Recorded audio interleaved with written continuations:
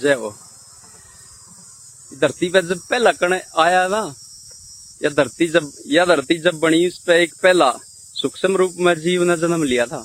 उसके बाद उसके अंदर है ना, उस ईश्वर को पाने की इतनी अनंत भूख और आग थी, इस संसार को छू कर देखने के लिए, इस ब्रह्मांड में जो उस ईश्वर की गूंज है उसको सुनने के लिए, उसको अपनी आंखों से देखने के लिए, उसमें इतनी तड़प थी। उसने अपने आप को इतना ज्यादा विकसित कर दिया, जिसको आप एवोल्यूशन रेवोल्यूशन जो बोलते हो, उसने खुद को एक इतना विकसित कर दिया, यो अनंत संसार बनकर खड़ा हो गया। यो इतना बड़ा शरीर अमूल्य है, इसका रहस्य बड़ा खतरनाक है।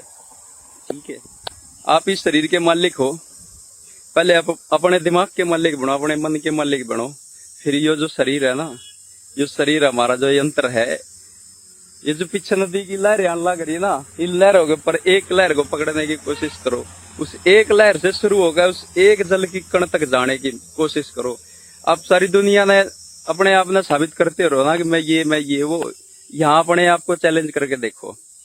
जिसको आप विज्ञान कहो, उस विज्ञान का आविष्कार ही इस तरह हुआ है, जिस इंसान ने अपनी आग के कारण कहीं ना कहीं ईश्वर का कोई रूप देखा है ना, किसी भी चीज में, कण में, उसको आप लोगों के समक्ष प्रस्तुत करने के लिए उसको विभिन्न प्रकार के यंत्र बनाने पड़ेंगे, जो उसने आप बनाए, विकसित करे, जिनको आज आप विज्ञान कहो, वही विज्ञान है।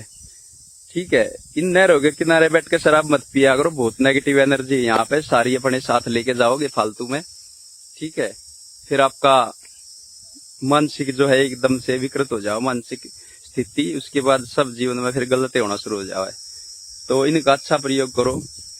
ये ध्यान है, तंत्र का हिस्सा है, बिना गुरु के करो मत।